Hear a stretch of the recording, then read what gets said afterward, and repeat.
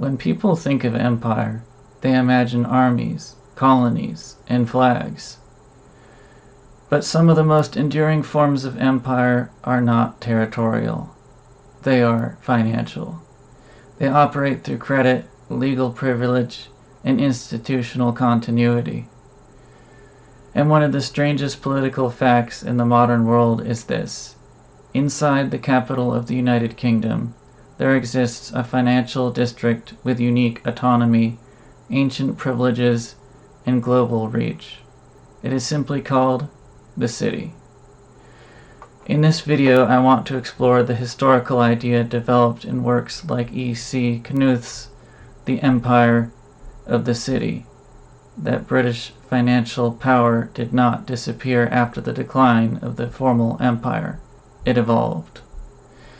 It concentrated, and it survived through institutions rather than empire. This is not a story about secret rituals or omnipotent cabals. It is a story about something more mundane and more important. How finance becomes sovereignty. What is the City of London? The City of London is not simply another name for London. It is a specific square-mile district with a distinct history.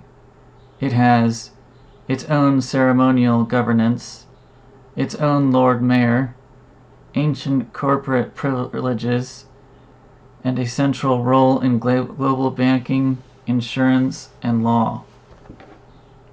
The city is the historic center of British finance.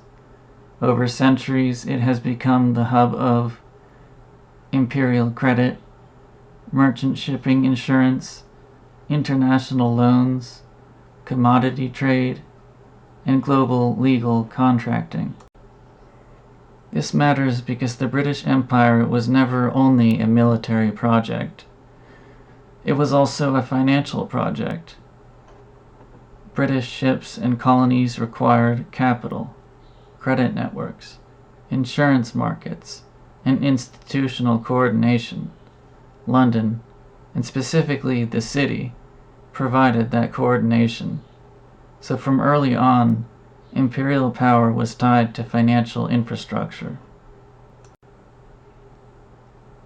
Empire as a financial system. One of the central themes in Knuth's perspective is that empires do not only control territory. They control trade routes, currency systems, investment flows, debt relationships, and legal frameworks. Britain's empire was deeply connected to sterling finance. Colonies were integrated into British banking networks, British commercial law, British capital markets. This meant that even before political independence movements began, the empire was already an economic system. And here is the key transition. After World War II, Britain's territorial empire declined, but financial power is not the same as territorial rule. Finance can survive decolonization because financial networks are portable. They persist through contracts, institutions, and continuity. So the argument is not that Britain secretly rules the world. It is that Britain retained disproportionate influence as a global intermediary. The empire changed form. The post-war shift from colonies to capital. After 1945, the world changes rapidly. American power rises. The dollar becomes dominant. Britain's direct imperial rule contracts. Independence movements spread.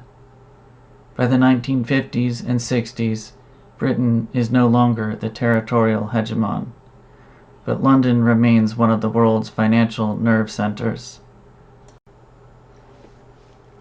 How? Because finance provides a different kind of power. Intermediation, liquidity, expertise, legal infrastructure, reputation. The city adapted. London became less an imperial capital in the old sense, and more a global financial platform. This is one of the most important ideas in Knuth. Empire does not always end. It reorganizes. Offshore, the Second Empire. One of the most significant modern mechanisms tied to the city is the offshore system. Britain is historically connected to a network of jurisdiction. Cayman Islands, Bermuda, British Virgin Islands, Jersey and Guernsey, Gibraltar.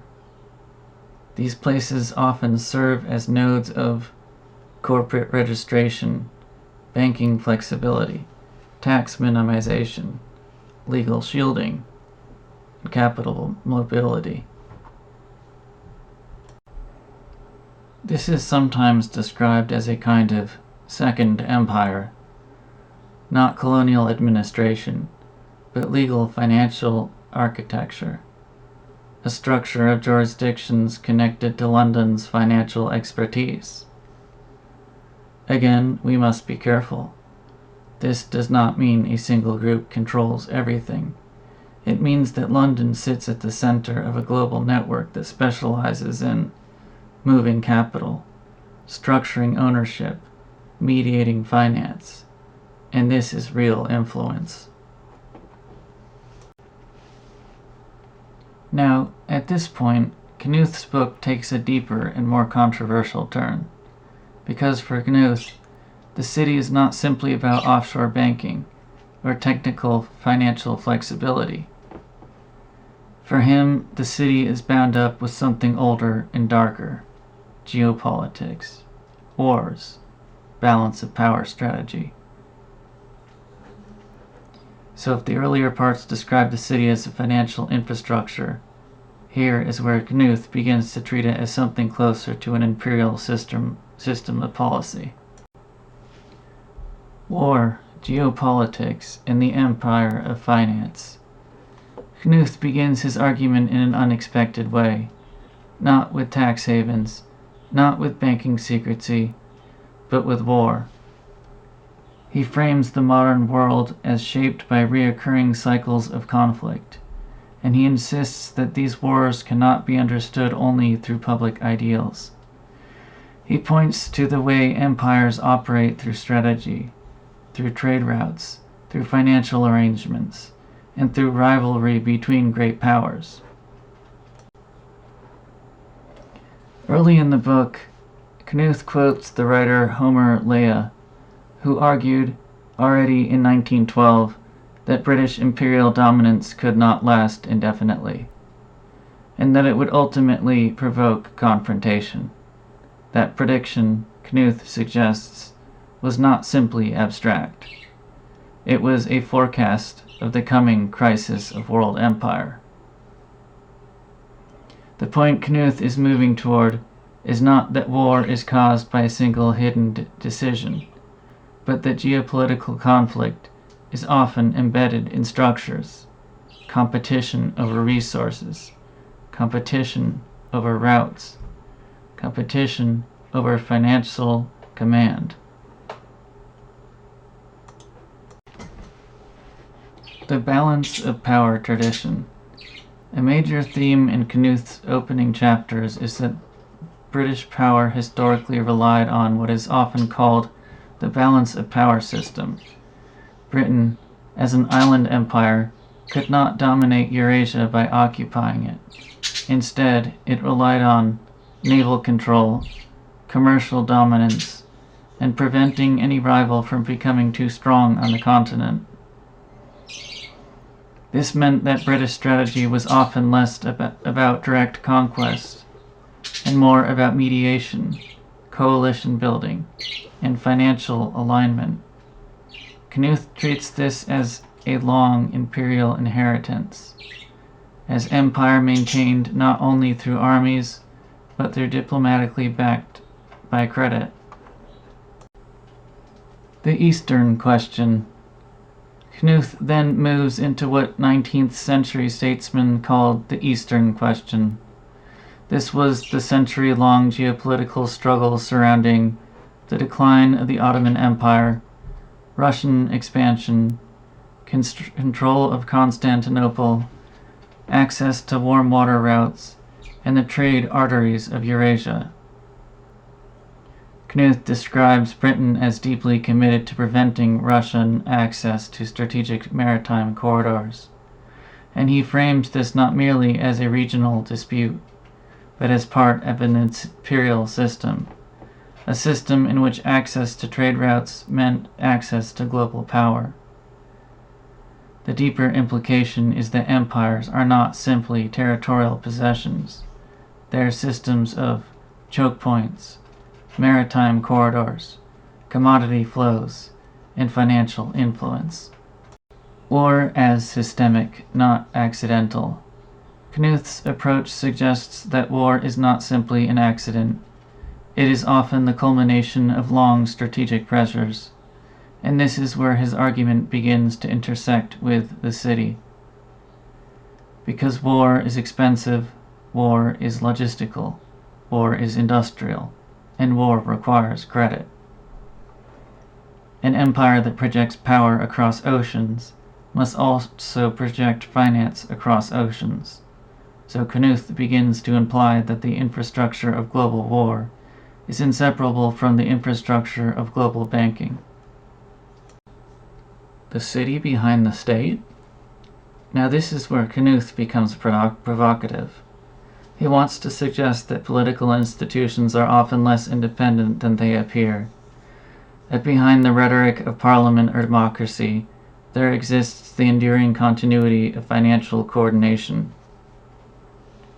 He even recites historians like Charles Beard, as well as Walter Lippmann, arguing that the real reasons for America's entry into World War I were never fully admitted publicly. Whether one agrees with Knuth's strongish implications or not, the serious historical point remains: the modern state depends on finance, and financial institutions often persist through regime changes, through elections, through diplomatic shifts, in ways that military administrations do not. From flags to structures. So the key shift Knuth is trying to make early in the book is this: empire is not only about flags planted on foreign soil, is it about structures that endure across time. A territorial empire may collapse, but the financial architecture that supported it may remain, and wars themselves can become moments of restructuring. Debts are issued, alliances are rearranged, trade systems are rebuilt, institutions deepen their reach. In this sense, for Knuth, the City of London represents something like an imperial continuity mechanism, not necessarily a puppet master, but a permanent node, a place where international finance, diplomacy, and post-war order intersect. Now, we should pause here and be careful. Knuth writes with a sweeping tone, and parts of his argument move beyond what can be proven in any simple way. But the question he raises is still extremely valuable. How do financial centers retain disproportionate influence, even when political empires fade? How does capital survive borders? How do contracts outlive colonies? This is not mysticism. This is institutional reality.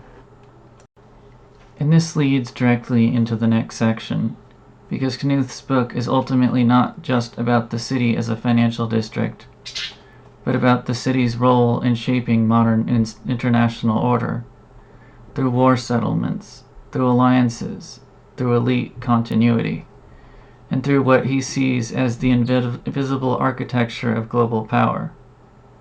So next, we move deeper into his more controversial material, the institutions, networks, and post-war transformations that Knuth believes carried the city's influence forward into the 20th century. World War I, debt, settlements, and the reorganization of empire. World War I is the turning point in Knuth's narrative, because for Knuth, the First World War was not simply a tragedy of nationalism or an accident of alliances. It was the moment when the structure of global power began to reorganize, away from old territorial empires, and toward financial and institutional systems that would shape the entire century. Knuth wants the reader to see World War I not only as a military conflict, but as a transformation in sovereignty. War as a financial event. One of the simplest realities of modern war is this: war requires finance. Industrial war is not funded by plunder, it is funded by credit. Armies must be equipped, ships must be built, entire economies must be redirected, and that requires loans, banking coordination, bond markets, and financial infrastructure. This is why Knuth repeatedly treats finance not only as a background feature of empire, but as one of its central engines. The shift from old empire to modern system. Before 1914, Europe was still dominated by classical imperial structures: the British Empire, the Austro-Hungarian Empire, the Russian Empire, the Ottoman Empire. But World War I shattered that equilibrium. It destroyed dynasties, it collapsed states, and it produced a new kind of imperial reality: empire by settlement, empire by debt, empire by institutional arrangement rather than royal decree. The question of American entry. Knuth is especially interested in the question of America's entry into the war, not because he reduces it to a single cause, but because he believes the official public narrative was incomplete. He cites historians like Charles Beard and figures like Walter Lippmann to suggest that the real motivations behind 1917 were not fully admitted to the public. The deeper point here is structural. Great wars create financial dependencies. They create creditor relationships. They bind states together through obligation. Debt in the post-war order. When war ended, Europe was financially transformed. Britain and France emerged deeply indebted. Germany was subject to extreme vengeful reparations. The United States emerged as a creditor power. And so the post-war world was not simply a peace settlement, it was a financial settlement, a restructuring of obligations. This is central to Knuth's thesis. Modern sovereignty flows through debt. The power to lend is often the power to shape the future. War settlements as architecture. Knuth treats the post-war treaties not simply as diplomatic documents, but as mechanisms that reorganized empire. Territories changed hands, mandates were created, trade systems were altered, colonial possessions were redistributed, but beneath all of it was a new financial architecture. In Knuth's view, this is the deeper continuity. Empires may collapse, but the financial networks that manage global restructuring persist.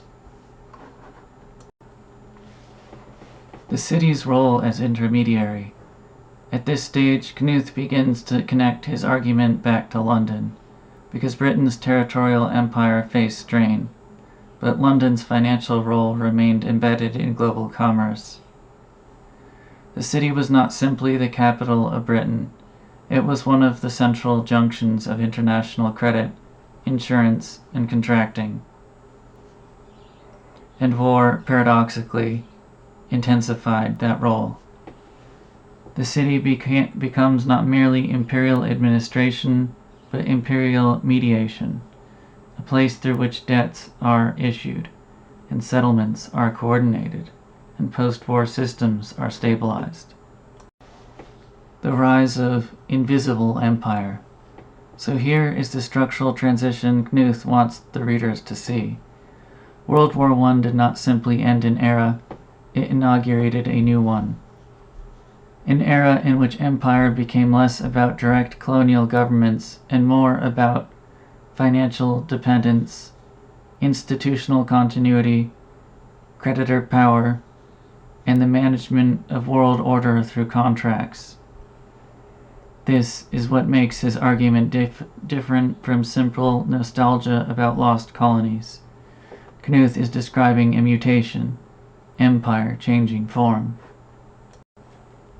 From territorial control to system control. In older empires, power was visible: soldiers, governors, flags, direct rule. In the modern era, power becomes procedural: loans, trade rules, arbitration, financial access, institutional expertise. In this sense, World War I represents the transition from classical empire to modern financial sovereignty. Knuth's warning and our caution. Now again, we should be careful. Knuth sometimes pushes beyond what can be proven clearly. His tone is often sweeping. But the institutional insight remains worth grappling with. Wars do not only destroy, they also reorganize. They consolidate systems. They deepen financial structures. And financial centers often survive wars, not because they control everything, but because they become indispensable nodes in reconstruction.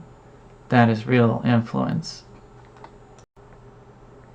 And this brings us directly to the next section, because Knuth's real question now becomes, what institutions emerged from the post-war world? What networks carried financial continuity forward? How did London adapt between the two world wars? And then again after 1945. If the earlier part is about World War I as the Great Restructuring, this next will be about the architecture that followed, the interwar order, the Second World War, and the transformation of empire into global finance. World War II, Bretton Woods, and the reinvention of the city. World War II marks the second great rupture in Knuth's framework. If World War I shattered Europe's old dynastic empires, World War II shattered the remaining foundations of British global primacy. By 1945, Britain is victorious but exhausted. The empire is overstretched. The economy is strained. And the world order is about to be rebuilt under new leadership. This is the moment where territorial empire begins to recede rapidly, but financial infrastructure does not disappear so easily. Britain's imperial contraction. After 1945, decolonization accelerates. Independence movements spread. Britain's ability to govern a global empire through direct administration collapses. India becomes independent. Other colonies follow. The old imperial map begins to dissolve. By the 1950s and 60s, Britain is no longer the territorial hegemon. And yet, London remains one of the world's financial nerve centers. This is the paradox. How does a declining empire remain globally central? The new system. American power and the dollar. The answer begins with the rise of American power. The United States emerges from World War II, industrially dominant, financially intact, militarily unattached, and positioned as the primary creditor of the post-war world. The global monetary center shifts. Sterling fades. The dollar becomes the anchor currency. Knuth sees this not as a clean replacement of one empire by another, but as a complex restructuring, because Britain declines politically, while London adapts financially. Bretton Woods, the post-war architecture. In 1944, the Allied powers meet at Bretton Woods. They design the institutions of the post-war economic order, the International Monetary Fund, the World Bank, fixed exchange rates tied to the dollar, and a new global financial framework. This is one of the most important moments of 20th century sovereignty, because monetary order becomes institutionalized. Financial power becomes systematized. Knuth's broader argument is that global power increasingly operates through such frameworks, less through conquest, more through rules, currencies, and financial access. Britain's decline, but not London's. Now, one might assume that Britain's imperial contraction would mean London's decline, but the opposite occurs. London remains indispensable. Why? Because financial centers operate differently than empires. Territorial rule requires armies and administration. Finance requires trust, expertise, liquidity, legal stability, and institutional continuity. London retains all of these. Even as the empire dissolves, the city survives. The city is the global platform. This is where the earlier theme returns. London becomes less an imperial capital in the old sense, and more a global financial platform. A place where international capital is mediated, where contracts are enforced, where currencies circulate through legal structures. This is what makes financial power portable. It does not require colonies. It requires networks.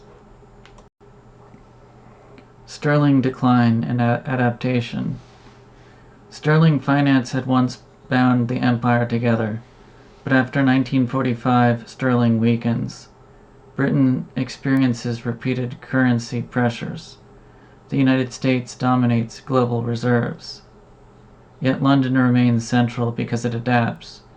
Instead of being the anchor of a currency empire, it becomes a hub of intermediation within a dollar world. The city shifts from imperial command to financial brokerage. That is the transformation. The post-war transition, empire without flags. So this is the key structural claim, both in Knuth and in serious institutional history. Empire does not always end, it changes form. Direct colonial administration declines, but financial networks persist through offshore jurisdictions, global banking, international legal architecture, capital mobility, and institutional continuity. This is why the city's influence does not require Britain to rule the world. It requires London to remain a key node, a global intermediary. The emergence of the modern offshore world. As empire dissolves, capital does not return home, it restructures. Jurisdictions emerge as financial nodes. Ownership becomes layered. Contracts become portable. Wealth becomes routed through networks rather than territories. So the Second Empire is not colonial governance, but legal financial architecture, a continuation of influence through structure.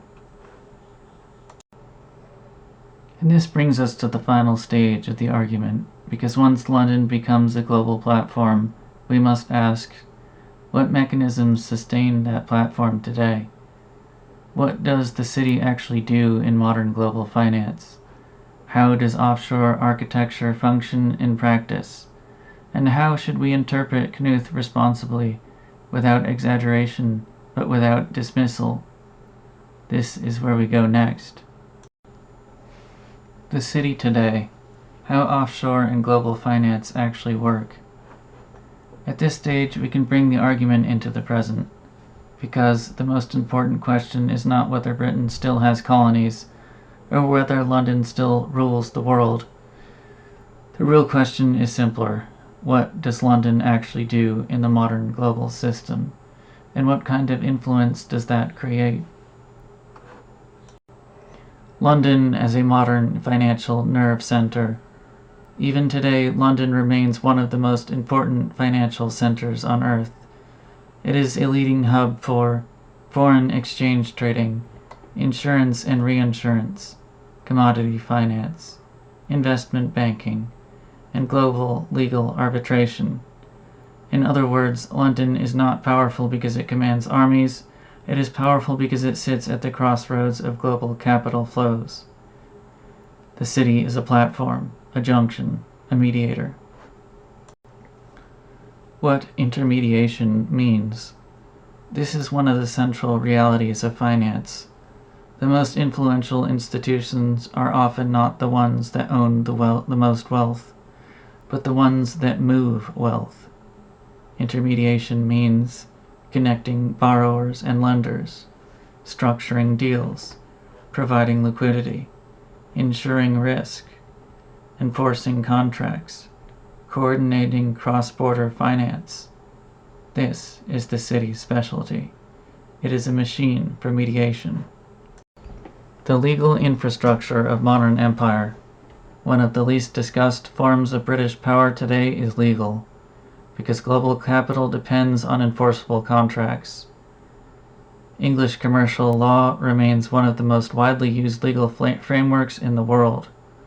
London courts and arbitration systems remain central venues for dispute resolution. This means that even when money comes from elsewhere, the rules governing it are often written or enforced through London. So you could say, territorial empire has declined, but contractual empire persists. Offshore, what it really is. Now let's make offshore concrete, because the word offshore often produces misunderstanding.